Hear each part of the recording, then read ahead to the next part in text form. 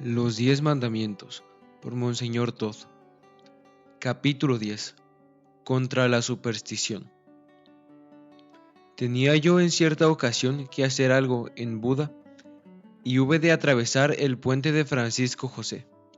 Delante de mí marchaban 3 niños, de unos 6 a 8 años de edad. Una muchachita entre ellos, la mayor. Se vuelve la niña, me ve, y asustada dice algo a sus hermanitos. En el mismo instante pensé que algún día, en la primera ocasión que se presentase, había de tratar de ello. La ocasión se me presenta hoy. Es este el 5º capítulo que consagramos a la explicación del primer mandamiento. Vimos que la ley de Dios nos exige que le respetemos y adoremos, que la misma naturaleza nos alecciona para ello, y que nuestra propia debilidad nos hace doblar las rodillas ante nuestro Dios Todopoderoso. El primer mandamiento de su ley y nuestra naturaleza humana nos imponen una vida de religiosidad. Pero, ¿y si alguno vive completamente divorciado de la religión? ¿Si lleva una vida desordenada? ¿O si cree posible ahogar en su pecho el deseo del alma que quiere volar hacia Dios? Vamos a ver. ¿Es esto posible? ¿Es posible una vida digna del hombre sin religión?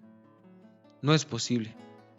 El hombre puede violentar su alma y ahogar sus sentimientos religiosos, pero estos sentimientos vehementes y ahogados se abrirán otros cauces y se manifestarán en una especie de caricatura, befa de la verdadera religiosidad, en la superstición. En los capítulos anteriores estudiábamos esta cuestión. ¿Cómo hemos de honrar al Dios augusto de un modo adecuado, en consonancia con su mandato y con la naturaleza humana? En el presente capítulo estudiaremos este tema. ¿Qué es lo que debemos evitar para no deformar el culto de Dios? O en otras palabras, ¿qué tenemos que hacer para no rebajar y comprometer con tonterías de superstición el sentimiento religioso? Primero, vamos pues a tratar de la superstición. Pero de esto será necesario, a lo sumo, hablar. ¿Me objetará acaso alguno de mis lectores a los hotentotes que aún bailan en torno del fuego? O quizás a las viejecitas aldeanas que vivan con sus dolencias a las curanderas. Pero, ¿a nosotros? ¿Y en una época de gran cultura? ¿En países civilizados a la sombra de insignes universidades? ¿Aquí será menester hablar también contra la superstición? Sí, amigo lector, es necesario, aún en medio de la vida más moderna, porque hallamos la superstición, esta caricatura de la inclinación religiosa del alma, no solo entre los hombres analfabetos, sino, por desgracia, aún entre los hombres más cultos y civilizados. ¿Qué nos enseña el catecismo? ¿Quiénes caen en superstición? Aquellos que atribuyen una cosa a fuerzas que Dios no le dio. Así pues, es indudable que entre la gente sencilla la causa de la superstición es justamente su ignorancia, y por esto mismo, por la falta de conocimientos, esta gente no es tan responsable, ni su error es tan grave a los ojos de Dios. Pero el hombre culto sí que tiene gran responsabilidad cuando se deja dominar de prácticas supersticiosas, porque peca no de ignorancia, sino de poca confianza en Dios. Cae por pura curiosidad de las cosas ocultas. En una palabra, por befa y escarnio de la verdadera religión. El hombre o es religioso o es supersticioso. Cierra las puertas de tu espíritu al Dios verdadero y los espectros entrarán envueltos en blancas sábanas por tu ventana. Echa lejos de ti el credo y creerás 1000 y 1000 tonterías. El alma humana quiere ser religiosa, siente ansias de Dios, y si de él se aleja el hombre moderno, el sentimiento religioso se traduce en úlceras de la más ridícula superstición. ¿Cómo suele crecer en este suelo el gran bosque de las prácticas supersticiosas, en que se pierden con frecuencia aún los hombres cultos y de estudio? El enorme bosque de las prácticas supersticiosas. El hombre culto sonríe cuando ve que las aldeanitas van a las gitanas para que les digan la buena aventura. En cambio, va él mismo a la pitonisa distinguida y cree a pie juntillas todo lo que ella lee en la palma de su mano. ¿Mañana vamos a ponernos en camino? pregunta con espanto a su esposo más de una mujer culta. Yo no soy supersticiosa, pero ya lo sabes, mañana es viernes. ¿Acaso sería mejor irnos pasado mañana? Llevar una medalla de la Virgen al cuello es cosa anticuada, de la Edad Media, pero colgarse un trébol de 4 hojas, esto trae buena suerte. Un crucifijo en la pared del cuarto ya no está de moda, pero un trozo de soga de un ahorcado, aunque sea corta, como la cola de una liebre, esto trae buena suerte. ¿Entre la gente ruda? No, en la sociedad más distinguida. La bufanda de una actriz famosa fue enganchada, no ha mucho, por la rueda del auto y estranguló a su flamante dueña. Una señora de la buena sociedad compró la bufanda por 40.000 francos, suma exorbitante, y desde entonces, siempre que juega en Montecarlo, la lleva al cuello, porque trae buena suerte. El bosque inmenso de las prácticas supersticiosas, no sé de cuáles hablar. Escojo algunas de las que corren por las grandes ciudades. Segundo, ya está aquí el desgraciado número 13. Hay grandes ciudades en que se suprime sistemáticamente en la numeración de las calles. Se ha cambiado por el número 12B. Traen un enfermo grave al hospital. Lo sentimos mucho, no hay puesto. No importa, pueden colocarle en cualquier parte, aunque sea en el número 13. ¿En el número 13? ¿Cómo ha podido pensar tal cosa? No lo tenemos. No faltaba más. Es un número que trae desgracia. Ah, ¿sí? Voy al hotel. No hay cuarto disponible. Digo al mozo. Acepto aún el número 13. ¿13? No lo tenemos. Ningún huésped lo aceptaría. Pero, ¿cuándo está lleno el hotel? No importa. Antes se duerme el huésped en una bañera que en el cuarto número 13. Es un número que trae mala suerte. Y esto pasa en las grandes capitales, en medio de la ciencia orgullosa del siglo XXI. Pobre número 13, ¿por qué serás injustamente tú el que trae mala suerte? El número 12, no, y el número 14, tampoco. Se reúnen unos cuantos para cenar en un cuarto reservado de un restaurante distinguido. Con espanto notan que son 13. Oiga, dicen al mozo, nosotros no somos supersticiosos, pero llame usted a alguien, a cualquiera. Entra un hombre desconocido con los vestidos gastados. Cena bien, a cuenta de los reunidos, y se va después de comer. Cuando la tertulia está para despedirse, hay otro momento de gran agitación. Falta el mejor abrigo de pieles. Se lo llevó el 14º. No, el 13º. Tercero. Otra superstición, una tontería típica de las grandes ciudades. El sujeto pasivo es el sacerdote católico. Voy por la calle, tranquilo y sin sospechas de ninguna clase. De repente noto que una señora, o una niña, o un caballero pone cara de espanto, toma un botón de su abrigo y lo aprieta con fuerza hasta que yo me haya alejado un gran trecho. ¿Qué es esto?, pienso. ¿Justamente ahora estaba para caer el botón del abrigo? ¿Qué había de caer? Es una nueva superstición. Alguien les llenó la cabeza. Cuidado, del sacerdote emana una fuerza terrible, nociva. Por lo tanto, si tropiezas con alguno, toma enseguida un botón del abrigo, pues es la única cosa que ayuda. ¿Un botón del abrigo? Es lo único que ayuda. Anula esa fuerza nociva. Aún más, para preservarte con más seguridad de su nefasta influencia, di con voz recia: ay, ya no tendré suerte. Tú, católico creyente y devoto, ¿acaso dudes de que puedan cundir semejantes tonterías?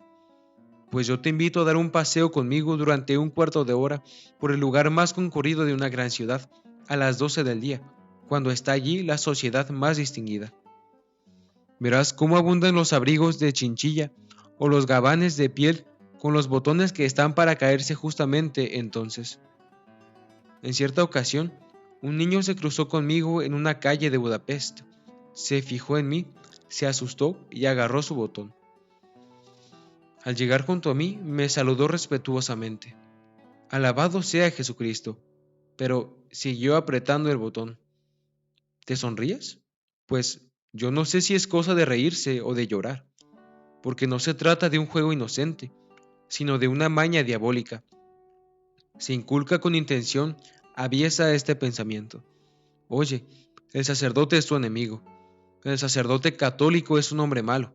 No le hables. Huye de él con gran cuidado. Sí, tal es el fondo de esta superstición. Porque, ¿quiénes son los que inventaron y sembraron en el espíritu de los hombres crédulos esta costumbre indigna? Los que con ella no solamente quieren poner en ridículo a los sacerdotes, sino extirpar toda clase de religiosidad. Hoy día no tienen a su alcance otros medios más groseros. Por esto se contentan con la credulidad de los supersticiosos. Los que hacen ahora correr esta superstición son los mismos que hace años, en los días sangrientos del comunismo, ejecutaron un gran número de sacerdotes católicos sobre pretexto de que querían hacer contrarrevolución, cuando en verdad solo eran reos de amar a su patria. Que conste, la Iglesia Católica no es ruidosa. La Iglesia Católica no canta el patriotismo a bombo y platillos. La Iglesia Católica no corre a depositar coronas ante las estatuas de los hombres, cuando esto no supone riesgo alguno, pero deposita la corona de sus propios sacerdotes en el altar de la patria, cuando ésta la reclama. Los enemigos de la patria húngara, los comunistas, sedientos de sangre, vieron su mayor enemigo justamente en el sacerdote católico, y católicos fueron los sacerdotes asesinados en esta región. Los asesinarían también hoy si pudiesen. No pueden, por esto los presentan como espantajos. Agarra prisa el botón. Tal es el origen de esta práctica supersticiosa.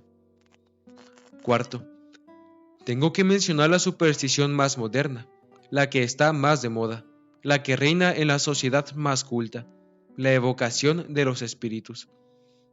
Sé que con esto toco una cuestión misteriosa y no bastante dilucidada todavía, pero los sacerdotes católicos no podemos esquivar ningún problema religioso o moral. Pienso que no hay entre mis lectores fanáticos del espiritismo que lo practiquen, pero puede haber algunos que se escandalicen al ver que yo lo pongo entre las supersticiones. Si así fuese, les ruego que no dejen caer el libro de la mano con enfado y que sigan con paciencia lo que ahora voy a exponer. No hace muchos decenios, cualquier hombre de mediana cultura se reía de buen grado al ver las espantosas historias que contaba una viejecita de aldea, que al pasar por el cementerio a medianoche y dar las 12 el reloj de la torre, vio con horror que un alma envuelta en blanca sábana salía de una tumba con una gran cadena colgada del cuello y se fue al cruce de los caminos y allí empezó a cavar, y salió de la tierra una llama azul y cosas por el estilo. En cambio, toda la aldea quedó petrificada de espanto al oír el relato de la viejecita. Así eran las cosas antiguamente en la aldea, entre la gente analfabeta. ¿Y qué ocurre hoy en la ciudad culta? Señoras y señores conocidos se reúnen por la tarde para tomar té. Damas distinguidas y hombres de carrera se divierten. ¿De qué manera? Ponen el aposento a oscuras. Uno de ellos se sienta al piano. Los demás rodean la mesa. Colocan las manos sobre ella, de modo que se toquen, y uno, el medium, es decir, la persona que entiende de evocar los espíritus, llama a las almas de hombres que hace ya tiempo murieron. La mesa empieza a moverse, da golpes, baila. Se le hacen preguntas y la mesa contesta con golpes. Se pone una moneda de plata sobre las letras del abecedario. La mano de la medium está sobre la moneda, y el espíritu guía la mano. Las respuestas son a cual más sorprendentes. Los nervios ya saltan de excitación, y sin embargo, las cosas misteriosas solo ahora empiezan. Aparece el espíritu de Herodes, el de Napoleón, el de otros personajes históricos, y contestan. El medium evoca después el espíritu de San Pablo. Este aparece, se le propone una pregunta teológica, y San Pablo, el teólogo profundo, da una respuesta tan necia a una sencilla pregunta de religión, que se reirían de ella aún los niños de primera enseñanza que aprenden el catecismo. Aparece luego el espíritu de Pascal, del matemático de fama imperecedera, y el gran matemático no sabe ahora elevar un número al cuadrado. Pero entre tanto, ya se han movido los cuadros de la pared, caen del aire pétalos de rosas, el armario cruje con estrépito y se tumba, mientras que se sacan fotografías de los espíritus. Y cuando termina la sesión, penetra a través de las ventanas abiertas un rayo de sol que ilumina pálidos rostros humanos extraordinariamente demudados. Y los hombres creen fanáticamente, lo jurarían, que han hablado con los espíritus.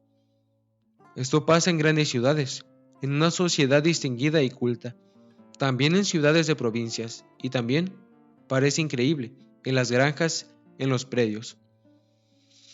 ¿Qué nos enseña en este punto la doctrina católica? Antes de todo, no se escandalice nadie si yo aplico a gran parte de estos fenómenos misteriosos el proverbio alemán: la rapidez, la habilidad, no son brujería. O con otras palabras, gran parte de los fenómenos espiritistas son cosa de prestidigitación, un truco, un engaño. Me atrevo a decirlo tan paladinamente porque en estos últimos decenios, en que el contagio del espiritismo corrió entre los hombres, se descubrió el truco de los médiums más conspicuos y renombrados, de aquellos que lograban de los espíritus las cosas más maravillosas. Se descubrió que todo lo hacían ellos y no los espíritus, y en efecto, ¿por qué se necesita un cuarto oscuro para que vengan los espectros? ¿Por qué no vienen a la luz del día? ¿Creéis que después de tales descubrimientos disminuyó el número de los espiritistas? De ninguna manera. Al momento se tuvo a mano la explicación. Es verdad, esto fue una farsa, aquello también, pero no puede todo explicarse por el engaño. Lo concedo, no todo es engaño, hay muchas cosas que son ilusión, lo sabemos todos. Al atardecer, a la luz mortecina del crepúsculo, cuando no se ha encendido aún la luz eléctrica y miramos un poco excitados un rincón oscuro del cuarto, ¿cuántas cosas percibimos allí? ¿No es verdad? Despacio, despacio, me interrumpe un espiritista. Allí suceden cosas tan misteriosas que no pueden explicarse ni por el engaño ni por la ilusión. La única explicación posible es que allí hay almas. Pues yo no acepto esa explicación. Por muy peregrinas y difíciles que sean las cosas en las sesiones espiritistas, creo que siempre es más razonable, más digno del hombre racional, decir: allí están en juego facultades humanas todavía inexploradas y fuerzas todavía ocultas, que afirmar la presencia de las almas.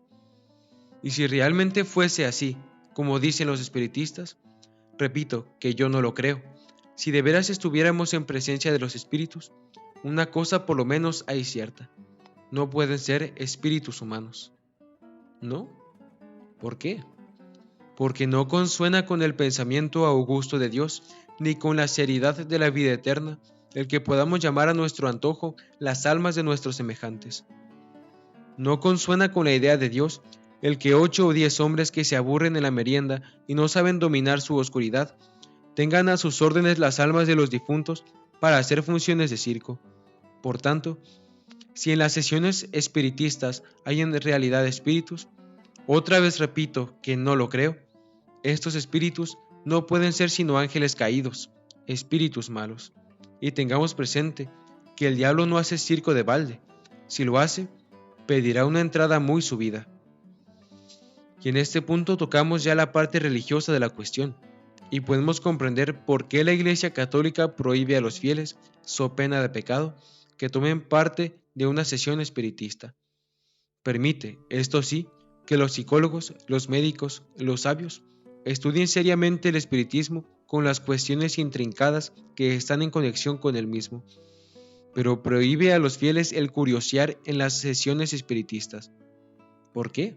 Muchos se extrañan de ello y dicen que la Iglesia tendría que alegrarse positivamente del movimiento espiritista. Estos tales raciocinan de esta manera: hoy día hay muchos hombres materialistas que niegan la existencia del alma. La Iglesia Católica se esfuerza en probarla con toda clase de argumentos racionales difíciles, y sigue negándola a muchos. Y ved ahí que los espiritistas hasta llegan a hablar con las almas y sacan sus fotografías. Es un argumento decisivo a favor de su existencia. ¿Qué contesta la Iglesia? Muchas gracias, pero no me apetece. No, El hombre católico no necesita un argumento tan oscuro y nebuloso de la vida del más allá.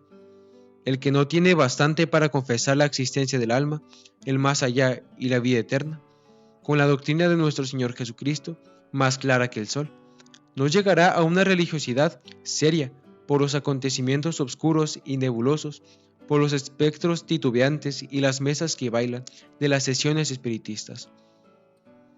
Reconozco que el espiritismo suscita realmente en sus fanáticos una especie de sentimiento religioso. El espiritista no puede ser materialista, lo concedo. No puedo negar que se nota en los espíritus una especie de sentimiento religioso, incierto, nebuloso. Pero, ¿cuán lejos se queda del reino brillante, lleno de sol, de la verdadera religiosidad? Todas las mañanas, temprano, voy a decir misa en la iglesia de la universidad, y para ello he de atravesar la calle. Esta calle no es ciertamente de las más silenciosas de Budapest, y así me tropiezo muchas veces con grupos alegres, tambaleantes, que después de pasar la noche de juerga, buscan a la madrugada el número de su casa. Y he notado una cosa muy interesante. Hombres que en estado de ebriedad pasan junto a mí, junto al sacerdote, sin saludarme. En estos casos, en un estado de iluminación, me saludan con profundo respeto. Podría decir alguien, bebamos, pues porque así seremos más religiosos. Lo serán aún aquellos que en su estado normal no creen. Pero, ¿a dónde vamos a parar? ¿Diremos que tienen estos, tales, religiosidad? ¿Puede tenerla aquel a quien no bastan las enseñanzas de Cristo y de la Iglesia y ha de sacarla del espiritismo que va a tientas en la incertidumbre de una niebla oscura? No, yo no he oído todavía que de las sesiones espiritistas los hombres hayan ido al confesionario o a la Santa Misa. Lo que sí he oído es que de las sesiones espiritistas algunos han ido al manicomio. Y por esto la Iglesia prohíbe la asistencia a las sesiones espiritistas, porque socavan la fuerza corporal, quebrantan la salud del sistema nervioso y ahogan la verdadera vida religiosa. Pero ahora caigo en la cuenta de que todavía no me he referido lo que dijo aquella muchacha al verme en el puente de Francisco José. Lo contaré. Voy por el puente, y la mayor de 3 hermanitos, una muchachita de 8 años, me nota, y exclama espantada, ¡ay, ya no tendremos suerte! El menor, por lo visto, le di lástima. En tono de reproche se volvió a su hermana y le dijo, el otro día también nos encontramos con uno, y sin embargo, tuvimos suerte. Sí, contesta la muchacha, pero el del otro día no era sacerdote, sino un desollinador. Es para quedarnos patitiesos. Aquí, en una gran ciudad, en medio de la cultura, hay padres que enseñan a sus hijos. Cuidado, si te encuentras con un sacerdote, tendrás mala suerte. Si con un desollinador, la tendrás buena.